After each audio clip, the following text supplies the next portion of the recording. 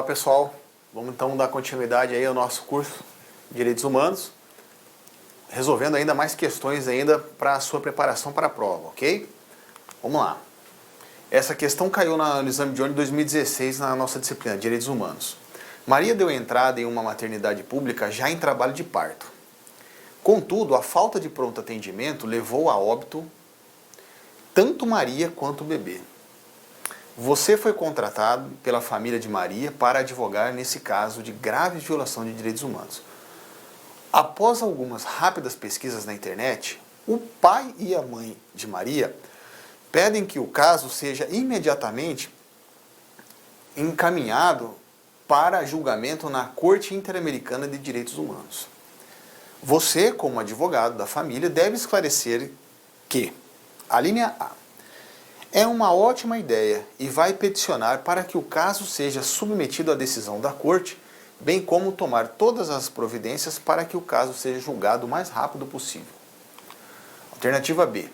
Apesar de ser uma boa ideia, é necessário aguardar que hajam sido interpostos e esgotados os recursos de jurisdição interna, para que a família possa submeter o caso à decisão da Corte. Não é possível a família encaminhar o caso à Corte, pois somente os Estados partes da Convenção Americana de Direitos Humanos e a Comissão Interamericana de Direitos Humanos têm direito de submeter um caso à decisão da Corte.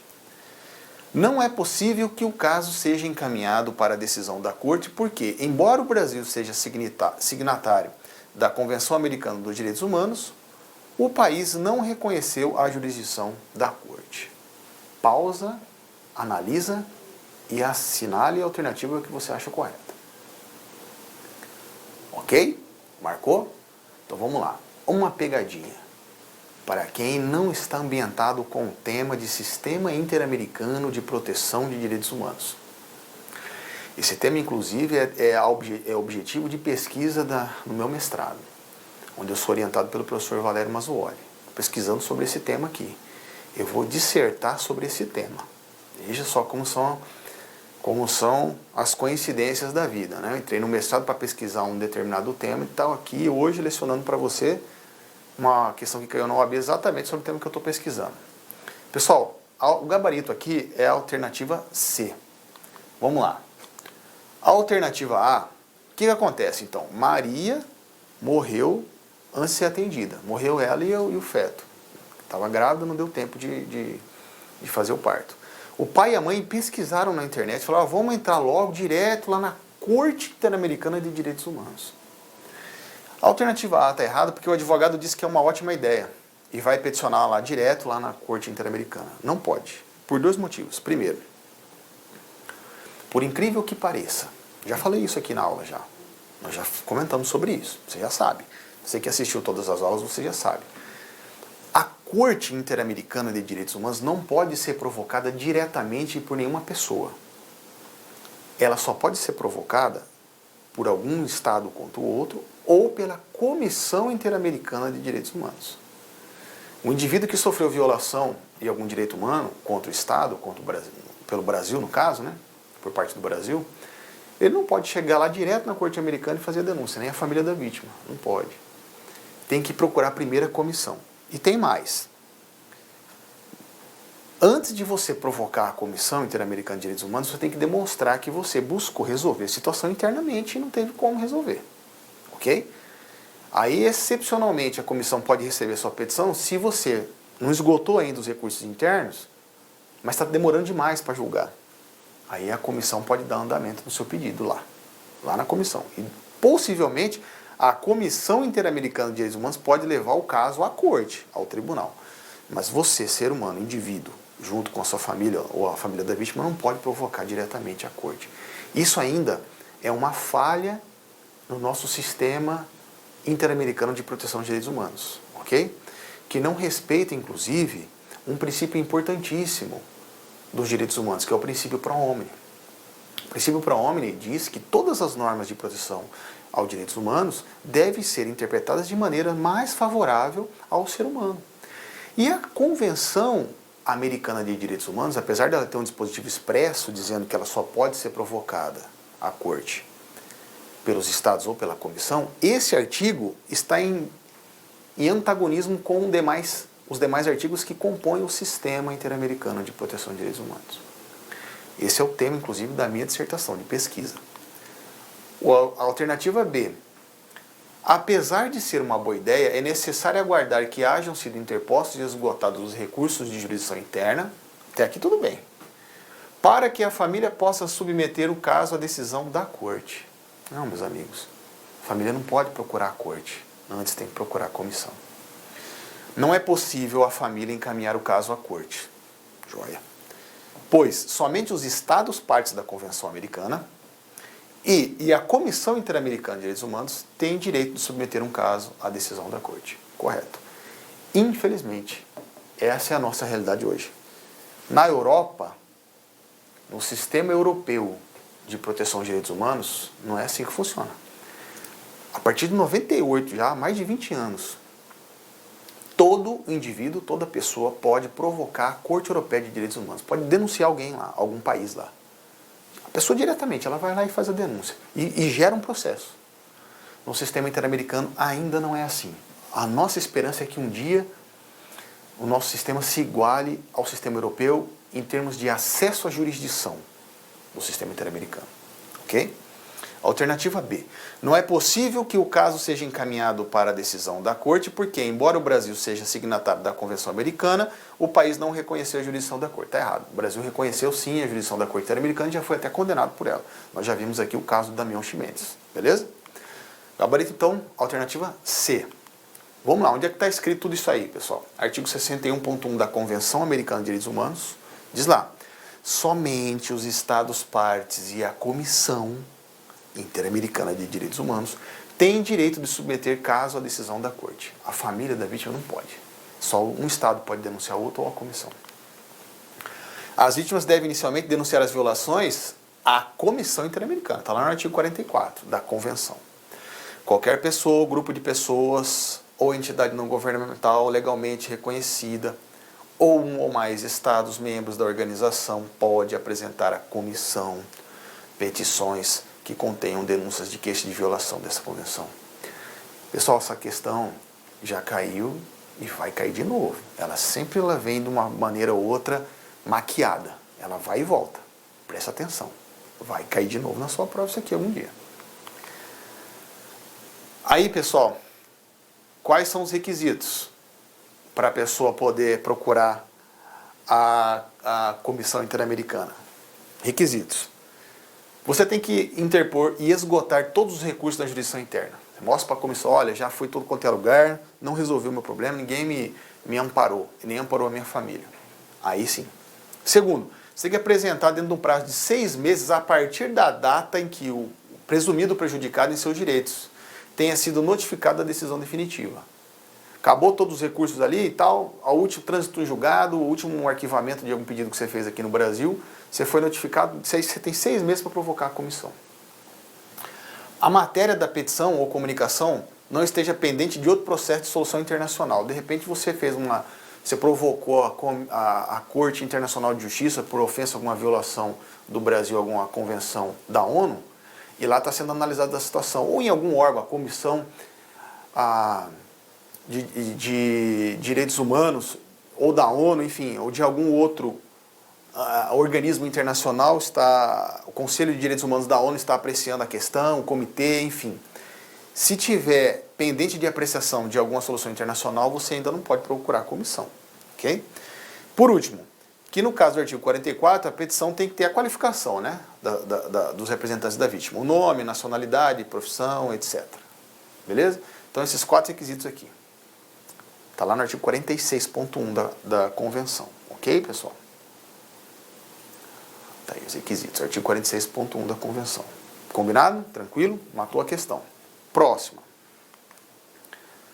Essa também, OAB de 2016, hein? Isso aqui é uma questão muito simples, muito fácil e que não envolve nem tratado internacional de direitos humanos nenhum. Basta apenas um pouco conhecimento da pessoa a respeito da Constituição Federal. Maria é aluno do 6º período do curso de Direito. 6º semestre do curso de Direito. Por convicção filosófica e política, ela se afirma feminista e é reconhecida como militante de movimentos que denunciam o machismo e afirmam o feminismo como ideologia de gênero. A posição pessoal dela, política. A enunciado já dá a convicção filosófica e política. Após um confronto de ideias com o professor em sala de aula e de chamá-lo de machista, Maria é colocada pelo professor para fora de sala.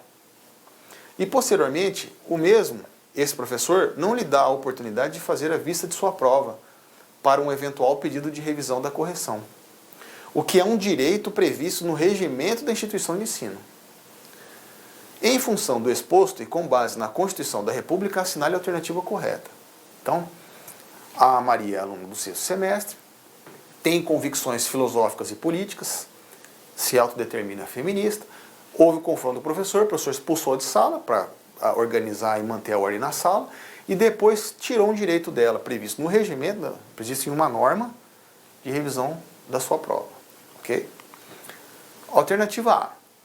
Veja lá. Assinale a alternativa correta.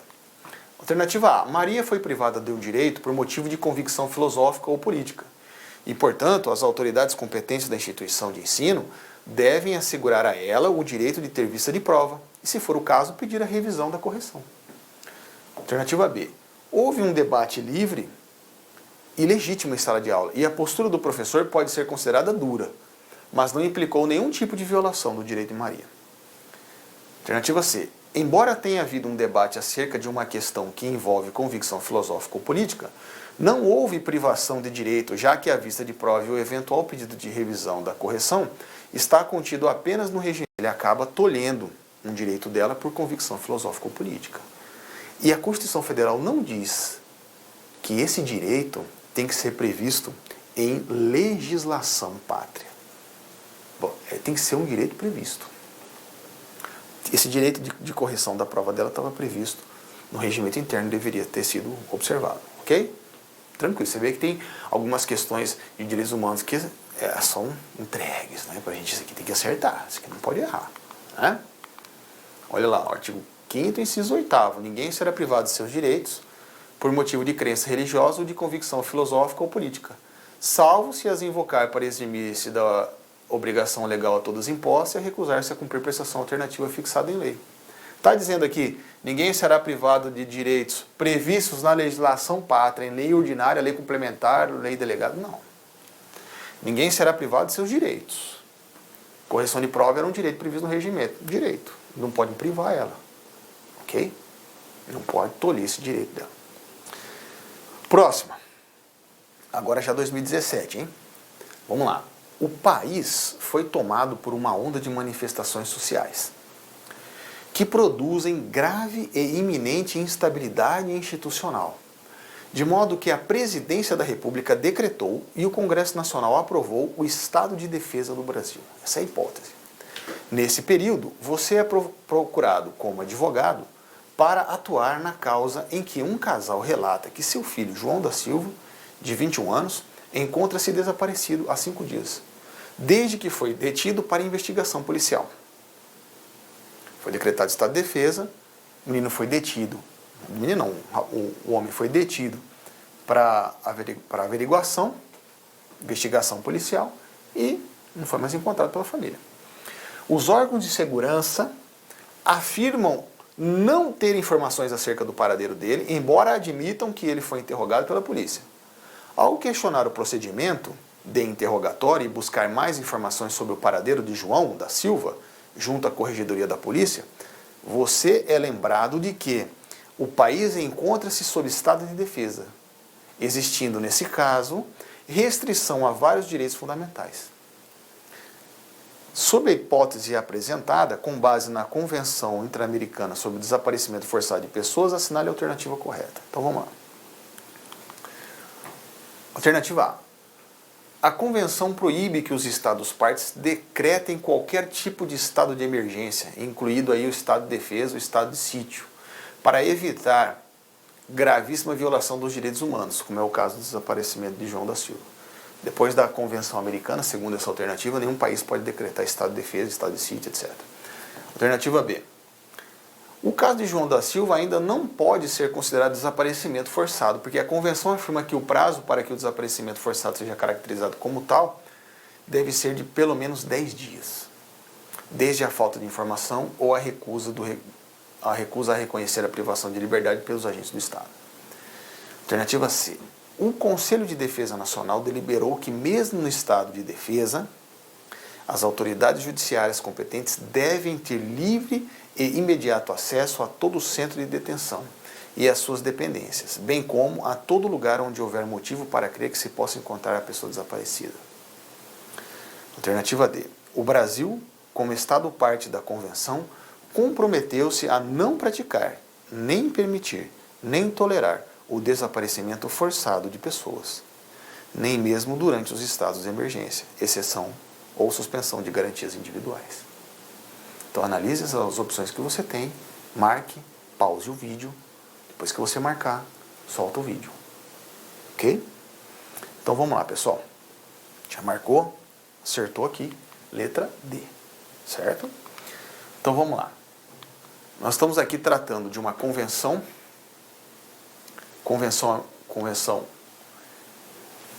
e a alternativa A diz que essa convenção proíbe os estados de decretar estado de defesa. Olha, não existe convenção internacional que chegue a esse ponto de interferir na soberania do Estado. O Estado que ia subscrever, que celebrar esse tratado, está proibido de decretar estado de emergência, estado de exceção. Não existe tratado nesse sentido, ok, pessoal?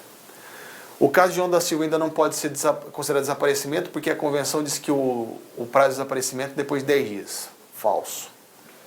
O Conselho de Defesa Nacional deliberou que, mesmo no estado de defesa, as autoridades judiciais competentes devem ter livre e imediato acesso a todo o centro de detenção e às suas dependências, bem como a todo lugar onde houver motivo para crer que se possa encontrar a pessoa desaparecida. Não, pessoal. O Brasil, como Estado parte na Convenção, comprometeu-se a não praticar, nem permitir, nem tolerar o desaparecimento forçado de pessoas, nem mesmo durante os estados de emergência. Exatamente esse é o teor da Convenção. E mais, a nossa Constituição Federal, como nós sabemos, lá no artigo 136, quando ela regula os estados de exceção, começando pelo estado de defesa, ela tem um dispositivo expresso dizendo que, mesmo no estado de defesa, você não pode permitir a incomunicabilidade do preso. Esse é texto constitucional. Então veja, vamos por partes. O estado de defesa, na nossa Constituição. O que é o estado de defesa?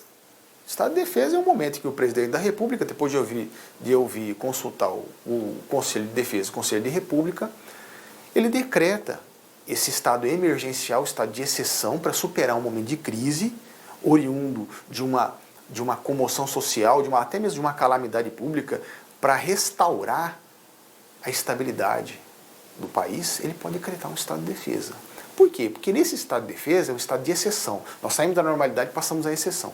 Nesse estado de defesa, o país, o Estado, pode tomar algumas medidas mais drásticas para, ao final, restabelecer a ordem.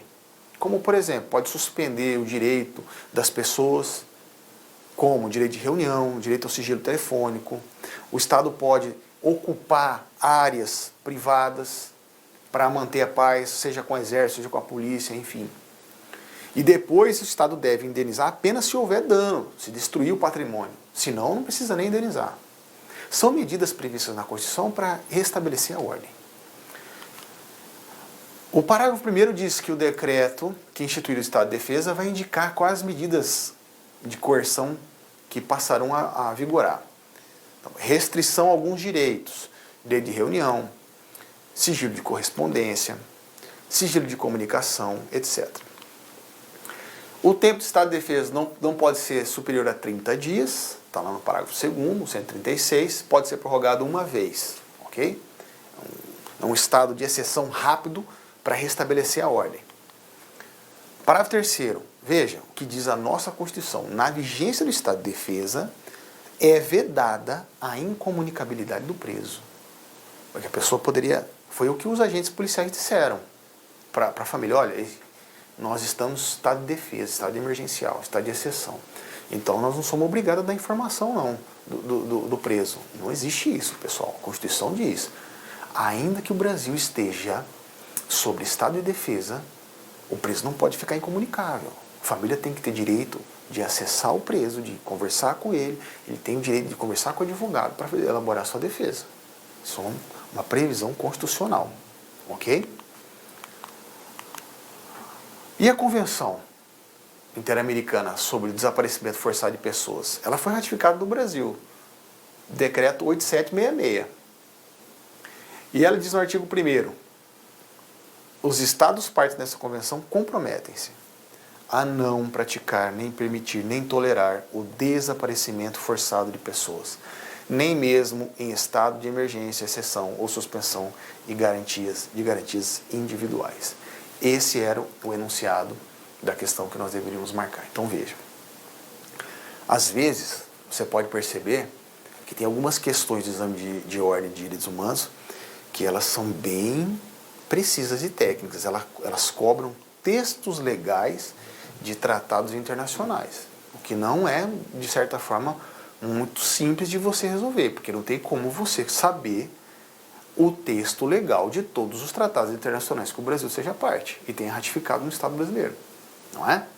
Por isso você tem que ler as questões com calma, para você, com base nos conhecimentos que você adquire nessas aulas, você ter a noção de quais alternativas você já pode descartar e deixar as outras sobrando para você, e pelo menos diminuir a margem de erro que você tem nas questões, ok? Essa questão realmente não foi assim tão simples, tão delicada, tão fácil de resolver, porque ela cobrou o texto legal de um tratado internacional, como algumas vezes realmente acontece, né?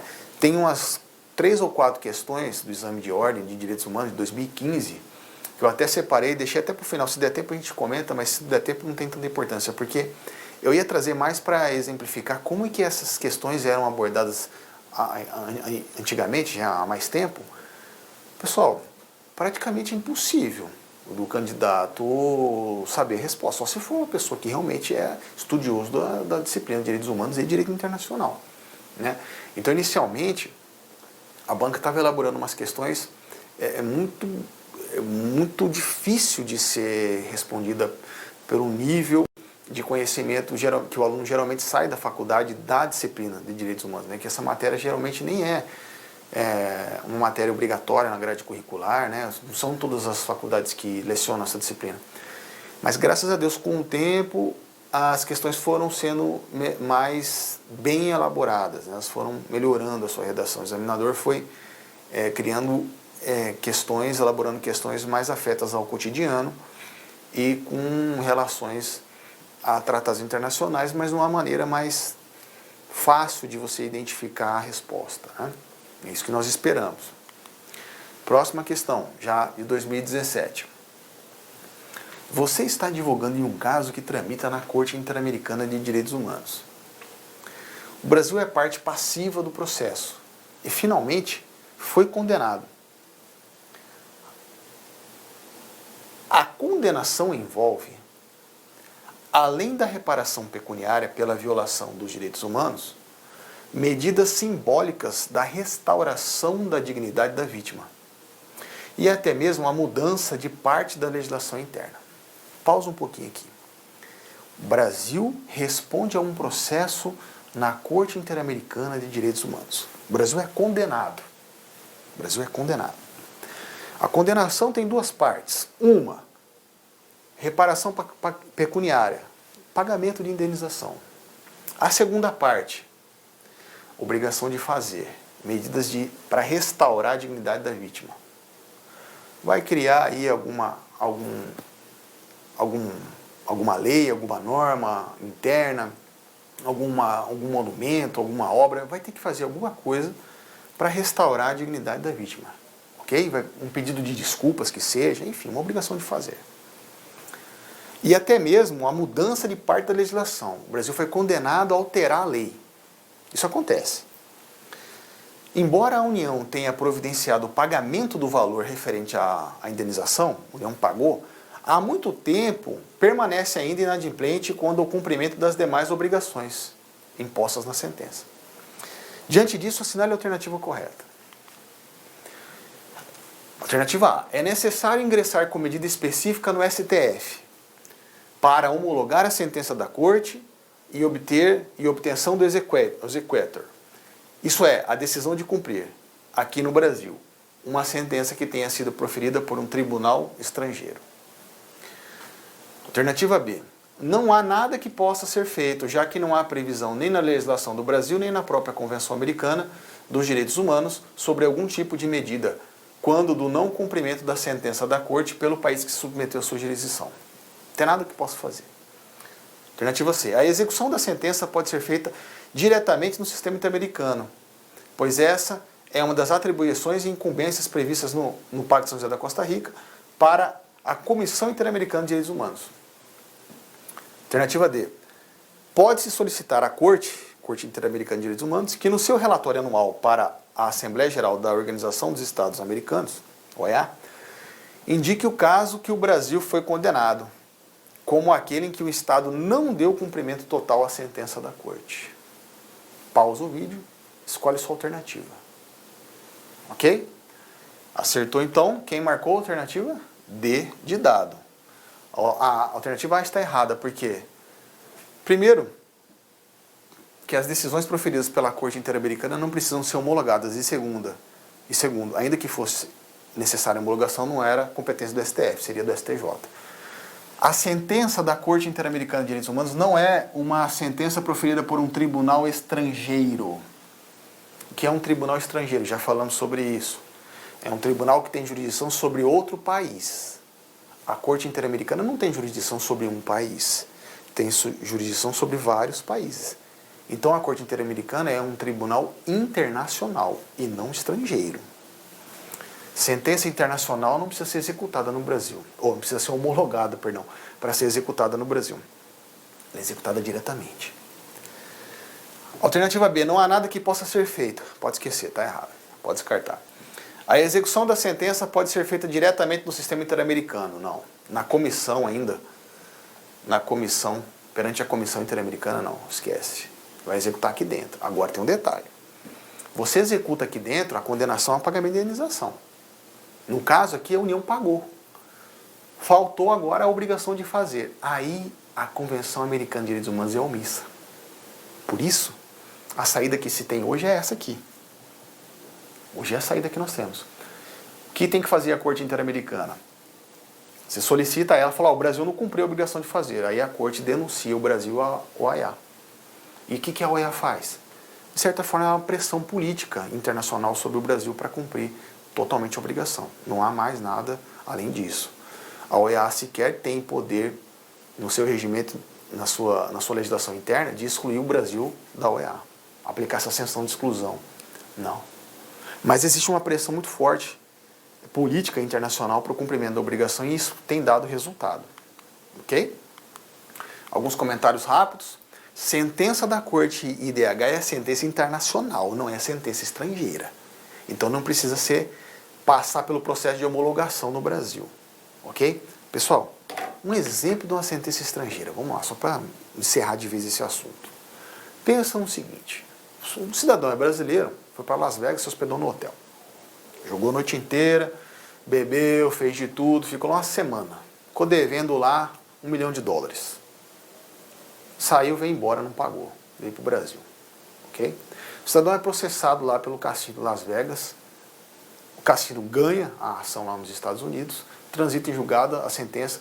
O brasileiro recorre a um tribunal lá dos Estados Unidos, até que chega um momento em que a decisão transita em julgado. Aí o cassino quer executar a decisão. O cidadão mora no Brasil, os bens dele estão no Brasil, a empresa dele está no Brasil, o avião dele, o jato, o barco, a lancha, está tudo no Brasil. O cassino precisa executar a sentença. A sentença foi proferida por um tribunal internacional? Não. Foi proferida por um tribunal estrangeiro. É um tribunal que tem jurisdição sobre os Estados Unidos. O que o cassino lá tem que fazer? Tem que trazer a decisão transitando em julgado, entrar com uma ação de homologação no STJ, cumprir todos os requisitos, está lá no CPC novo, 961 em diante, e no regimento interno do STJ, homologou a sentença, aqui ela pode ser executada. Aí o cassino vai atrás de patrimônio do devedor para penhorar e para receber a dívida. Isso porque esse é um exemplo de sentença estrangeira. No caso da Corte Interamericana, as decisões dela não são sentenças estrangeiras, são sentenças internacionais. A Corte IDH tem jurisdição sobre vários países, então ela não precisa ser homologada aqui no Brasil para ser executada no pagamento de dinheiro. E ainda que se fosse necessária a homologação para ser executada aqui, não seria o STF, seria o STJ, ok? Então, por aí nós já eliminamos boa parte de possíveis pegadinhas que venham pela frente, ok? Tá aqui, ó, se fosse para homologar, era do STJ, tá lá no 105, inciso 1, alínea A. Alínea 1, compete ao STJ, processar e julgar originariamente.